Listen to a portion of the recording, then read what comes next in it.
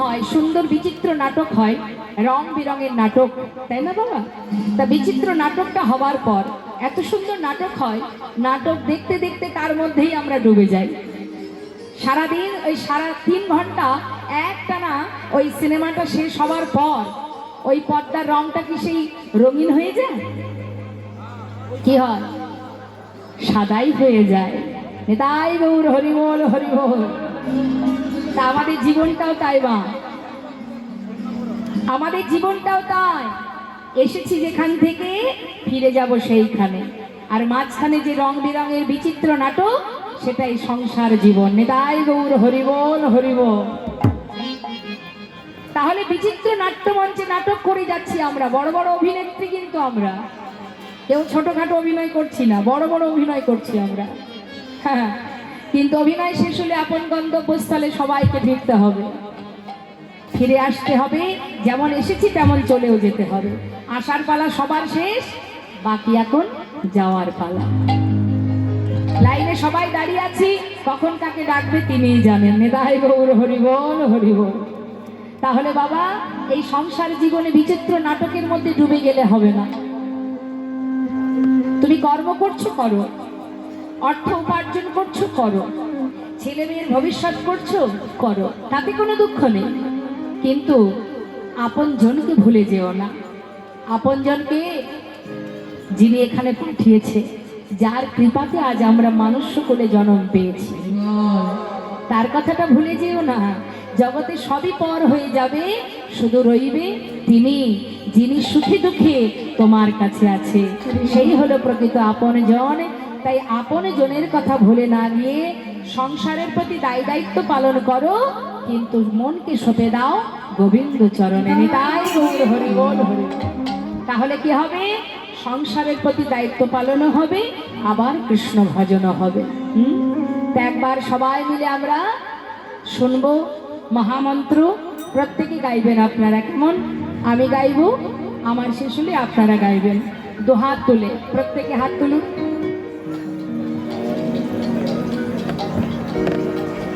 সবাই হাত তুলছেন না কেন দেখি?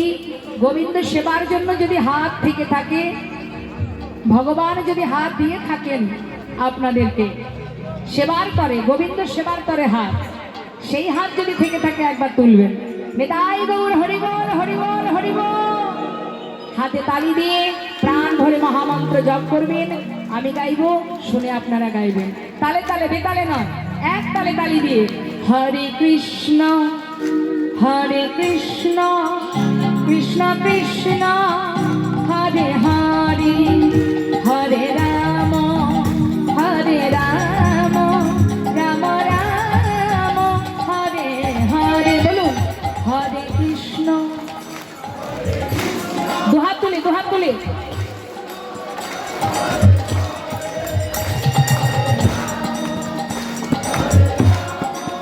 বাবা,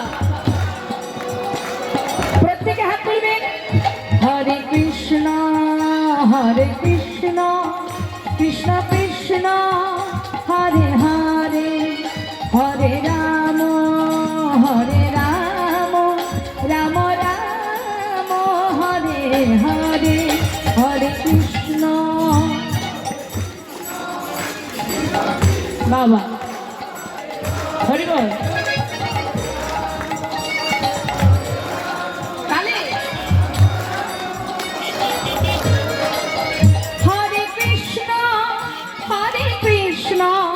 কৃষ্ণ কৃষ্ণ হরে হরে, হরে রাম রাম রাম হরে হরে, হরে কৃষ্ণ।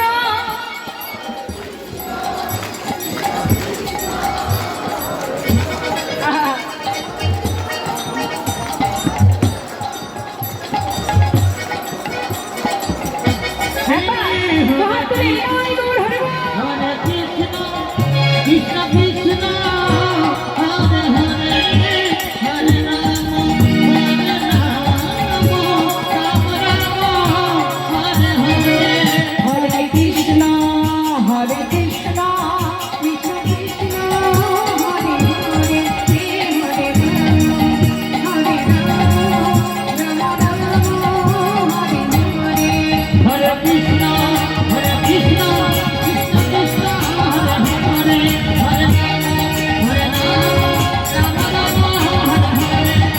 কৃষ্ণ কৃষ্ণ কৃষ্ণ হরে হরে হরে রাম রাম হরে হরে। নিতাই গৌর হরি বল হরি বল হরি বল। হরে নাম হরে নামই কেবলম কলো নাস্তেব নাস্তেব নাস্তেব গতিরন্যথা। নাম ছাড়া কলিজীবের নাহি আর ধর্ম।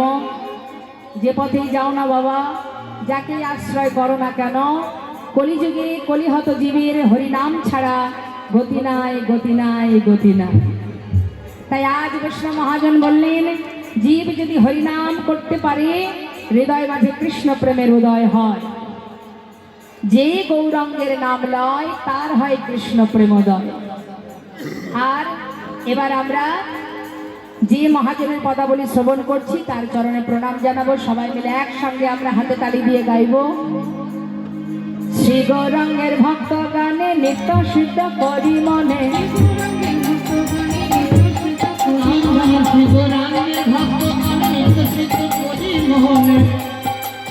সে যায় ব্রজেন্দ্র সুত পাশে রে,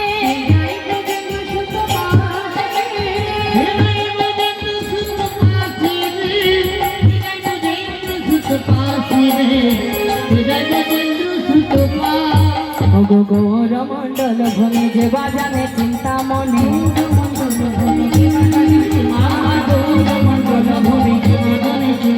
তার হয় ব্রজধামে বাসে রে,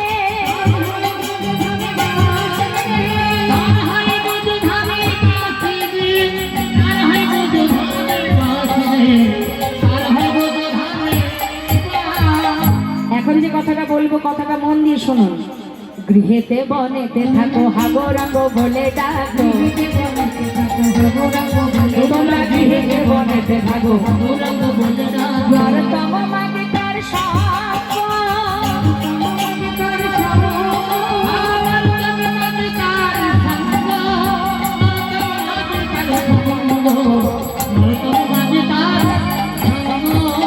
ঠাকুর নরোত্তম দাসের এই পদাবলী দিয়ে আমরা গৌরচন্দ্রিকাকে বিশ্রাম রাখলাম। এবার আমরা সবাই চলে যাব মধুময় ধাম বৃন্দাবনে। বৃন্দাবনে গিয়ে ভগবানের সেই মধুর লীলা আস্বাদন করব। যা রাধে রাধে। বৃন্দাবনের রাজাকে কে রাজা? কৃষ্ণ রাজা। আমার মায়েরা বলুন দেখি বৃন্দাবনের রাজাকে? সর্বনাশ, ভেবেছিলাম আমার বাবারা বোধহয় সঠিক বলবে, এখন দেখছি আমার মায়েরাই ঠিক বললেন। আরেকবার বলুন জোরে, রাধে রাধে। বৃন্দাবনে সবার মুখে একই কথা, কি? রাধে রাধে। তাহলে বৃন্দাবনের সরকার কে? রাধা রানী। তাহলে আমরা ব্রজেশ্বরী প্রেমময়ী রাধা রানীর একটা ভজন গাইতে গাইতে লীলায় প্রবেশ করব। কেমন? যা রাধে। সবাই মিলে একসঙ্গে আমরা হাতে তালি দিয়ে ভজন গাইব। বৃন্দাবন ধাম অপার, জপে যা রাধে রাধে।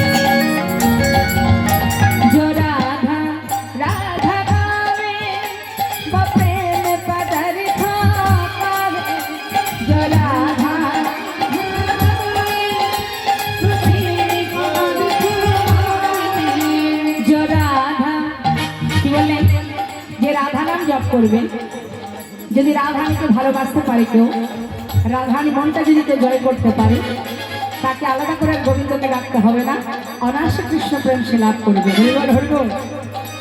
যে রাধা রাধা পাবে, তো প্রেম পদার্থ পাবে।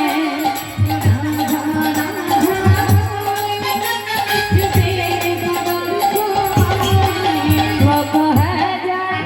वो कह जाए मेरा जब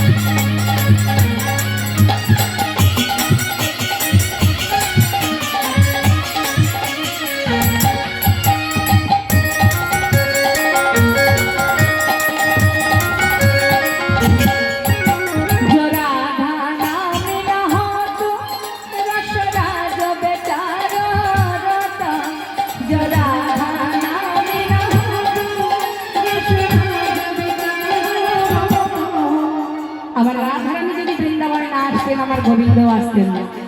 নাহি হতো কৃষ্ণ অবতার, রাধে রাধে কৃষ্ণ অবতার, বৃন্দাবন ধাম অপার, জপে রাধে রাধে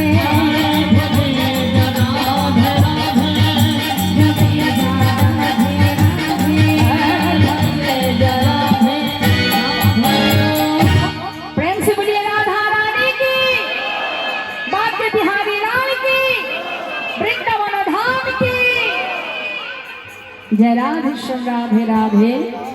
मधुमान सुधाम বৃন্দাবন, বৃন্দাবনে ভগবান শ্রীকৃষ্ণের চরণ পাদপদ্ম লাভ করেছিলেন এমন কয়েকজন ভক্ত, যেমন সরগোস্বামী, যারা বড় বড় জমিদার ছিলেন না, সেই জমিদারি সুখ স্বাচ্ছন্দ্য ফেলে দিয়ে চিরতরে সর্বস্ব ত্যাগ করে একটা ছিন্ন বসন করে সারা জীবনের মতো বৃন্দাবনে গিয়ে ভগবানের চরণে নিজেকে সঁপে দিয়েছে। তাই সরগোস্বামীর মতো আরো একজন ভক্তের কথা আমরা বলবো, যিনি ছিলেন মুর্শিদাবাদ জেলার মস্ত বড় জমিদার, জমিদার লালা বাবু। এই যে জমিদার লালা,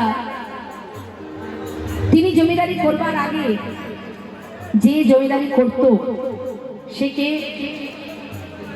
মুর্শিদাবাদের কান্দি বলে একটি জায়গা আছে, একটু মন দেবেন কথার মধ্যে। হরে কৃষ্ণ। মুর্শিদাবাদ জেলার কান্দির জমিদার গঙ্গা গোবিন্দ সিংহ। এই গঙ্গা গোবিন্দ সিংহের ছেলের নাম প্রাণকৃষ্ণ সিংহ, আর প্রাণকৃষ্ণ সিংহের পুত্রের নাম হচ্ছে কৃষ্ণচন্দ্র সিংহ, যাকে ঠাকুর দাদা আদর করে নাম দিয়েছিল লালা। তা বাবা, অনেক সময় দেখবেন নাতিপতি হলে ঠাকুমা ঠাকুর দাদা একটু আদর করে নাম দেয় না? তা লালার নাম দিয়েছিল কি? গঙ্গা গোবিন্দ সিংহ। লালা শব্দটা, এই লালা নামটা দিয়েছিল, কিন্তু প্রকৃত তার নাম কৃষ্ণচন্দ্র সিংহ।